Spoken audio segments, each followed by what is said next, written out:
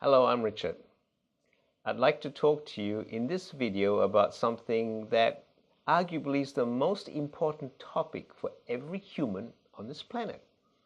And that is the first basic question of life and living upon which everything hinges on. And that is the perennial question of who am I? Now, first of all, nobody can tell you who you are. It is a discovery you have to go on with the journey inward.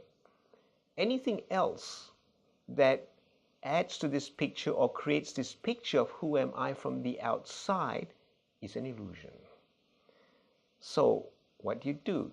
Let's first of all unpack who am I by first identifying who you are not. So when you actually get that first, that's a good starting point. So I have a list here, who you are not. Let's look at them.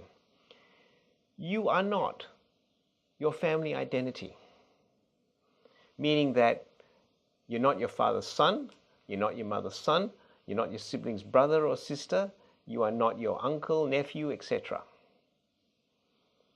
So while you play these roles are not who you are. They are simply roles in your family that you function in this life.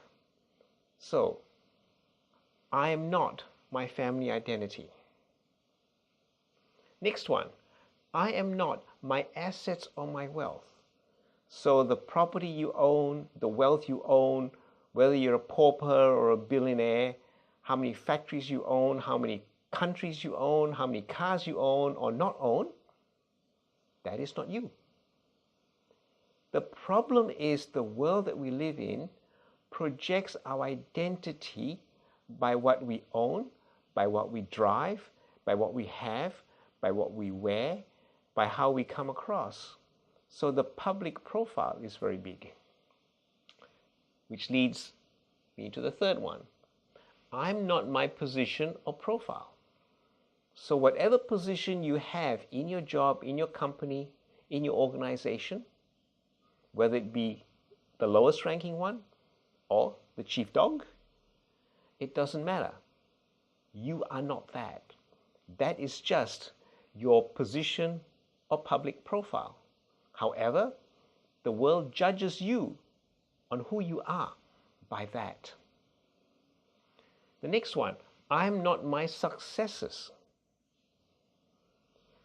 So the things you've achieved, how good, how small, how great, how humble, do not really identify who you really are. They're just what you have done. Again, the world puts meaning on that and labels you as your successes. I'm not my failures. The problem with failures is that when judgment comes upon you on your failures, that label on you sticks. And sadly, it goes into the unconscious psyche very powerfully. And this is what happens when young people grow up and they may have high achieving or demanding parents wanting the best for them, and they get told, what you have done is not good enough, you have failed at this. I grew up in the school system, the Victorian school system, where there's pass and fail. If you fail, there was a stigma attached to it about being no good. So I'm not my failures. Failure is actually a good thing. It is a stepping stone to success. John Maxwell wrote a book called Failing Forward.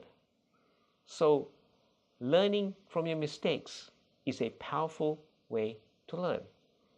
The other way to learn is from other people's mistakes. However, it takes a very wise, mature person to be able to do that, which is not the majority of people. I'm not my culture. So whether you are an American, a British person, an Australian, a Chinese, South African, Indian, Mongolian, whatever, the culture that you are in describes the environment and background and values by which you have been brought up, but it doesn't describe who you are. So I'm not my culture. And the last one, which is a very big one, I am not what people tell me I am. The common thing is for us to actually gravitate and hold on to the image that people project to us of who we are, which is again an illusion. So all these, which is not the complete list, but the main list of what I am not, will help us come to understand the big question of who am I? Now that we've looked at what I am not, let's have a definition to describe who I am. And let's unpack this slowly. I am. These words are really powerful. I am. And there is a spiritual connotation and a spiritual power in the I am. Because when you read spiritual books, I am that I am. This is the message from the Creator. I am that I am. And so I am is like a metaphor, a holographic image, a holographic part of the Creator. So I am a spiritual being. Now, first of all, those two words, spiritual being, are a challenge to many people that do not believe in the spiritual dimension of life. So anyone that doesn't believe in the spiritual dimension of life will be very limited in the ability to discover the deeper depths of who I am. Because then who I am,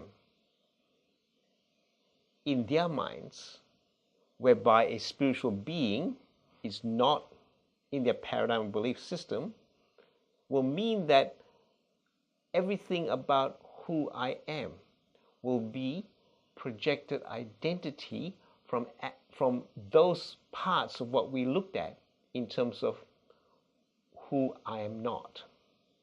So if someone doesn't believe that they're a spiritual being, then the only thing they've got to hang on is the external tangible. So if the internal doesn't exist, then the external has to exist. Moving on from here, should we establish that I am a spiritual being, then what's going on? I'm having a multi-dimensional experience. Multi-dimensional, what does that mean? Multi-dimensional is describing a whole range of levels, spaces, energies, etc. in terms of an experience. Let me explain it like this. Take water. It has the molecules of H2O, 1 hydrogen, 2 oxygen. In the natural state, most of H2O on the planet is liquid water in the ocean. That is one dimension. You drop the temperature and the water freezes into a solid. That's another dimension. You heat it up and the solid moves back into water, different dimension. Continue heating up, the water goes into steam, another dimension. So these are different dimensions which are different states of which you can see that the energy level is different. Moving on into multi-dimensions, if you look at the universe, there are different worlds. And the worlds over there, compared to the world here that we live in, are completely separate and different. It's just like two different radio frequencies and wavelength. That's like what a different dimension is to each other. So I'm a spiritual being having a multi-dimensional experience. Well, what's going on with this multi-dimensional experience? It's part of my soul journey. So let's look at soul journey. What's a soul journey? First of all, let's look at your soul. A good definition of your soul is the combination of your will, your intellect, and your emotions. So when you look at that, that forms part of your consciousness in terms of the awareness of who you are. So your soul has a journey. It goes on a journey. Now, some belief systems limit the soul journey to this incarnation because the belief is that you're born, you die, and that's it. However, many people, many religions, and there is tangible proof that the soul journey goes into lives before, lives after. So past lives is a big one here. However, that is not in the belief system of many, and that is okay.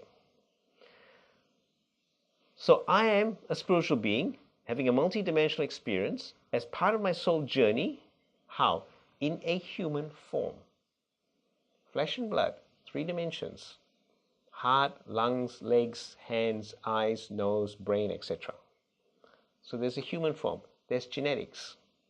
And there's all the chemistry going on in the cardiovascular system, lymphatic system, etc. in the body. So there's the human form.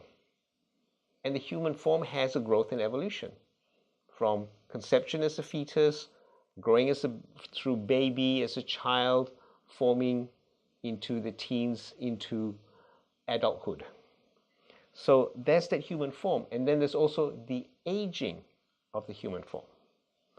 So when you look at this definition of who am I, it changes the perception of the identity that we carry in our subconscious. Because what happens is that whatever identity we form in the formative years of our childhood, between birth and 7 years of age, that's the identity of who am I. However, when you want to really discover who am I, you have to go on an inner journey, and you have to go deeper and deeper and deeper. This involves traversing many rabbit holes. Now let's look at rabbit holes. When we go exploring, particularly areas that are not obvious, it's like going down a rabbit hole. When you actually go on a spiritual journey or a journey of discovery, it is going down many pathways of discovery. So rabbit holes are like this. When you burrow down a rabbit hole, you actually go from the surface down towards the center of the earth.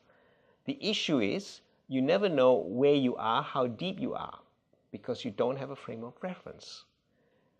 But if you go down lots of different rabbit holes, then you get a handle on what is underneath the surface. Let's go down one rabbit hole. First of all, a premise. The journey inwards is the longest one. So that's inside, not outside.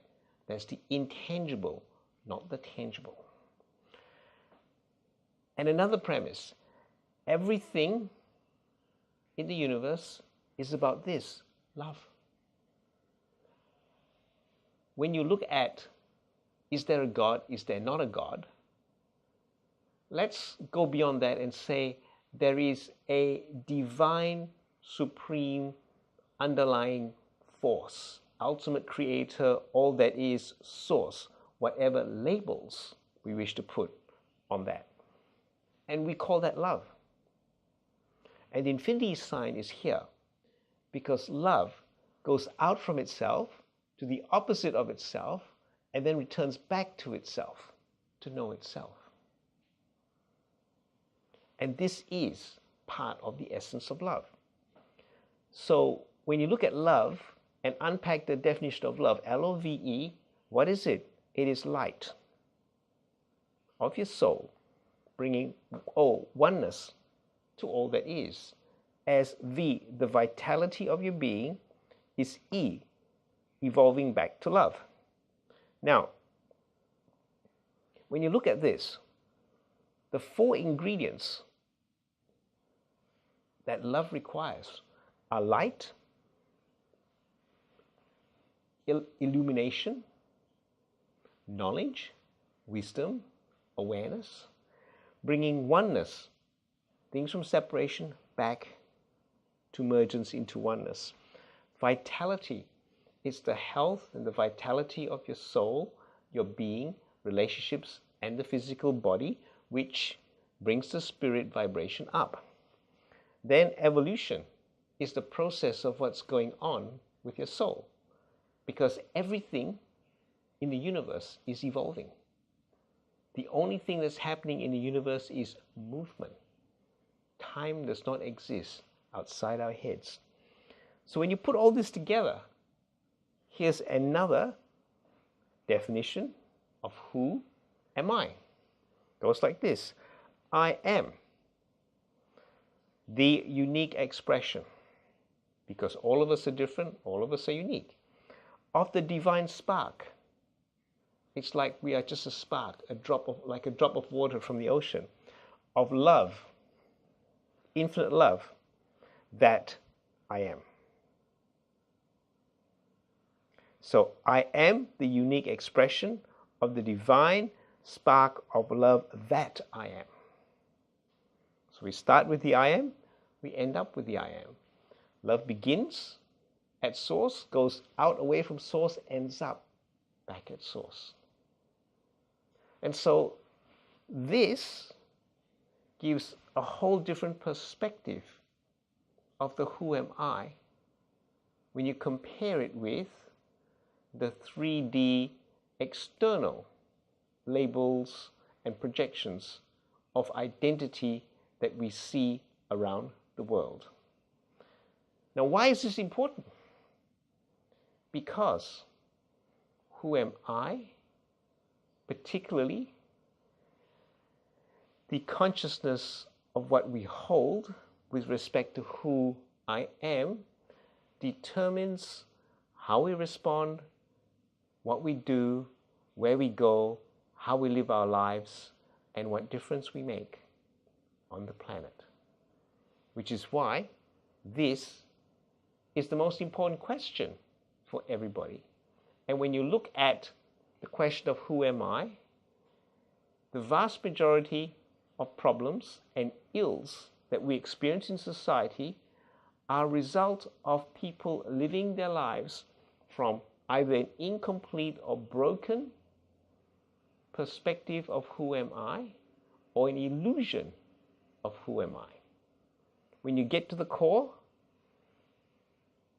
it is profound. And then when you get to the point where you get all this, you then become love expression. And there are no questions anymore. I'm Richard.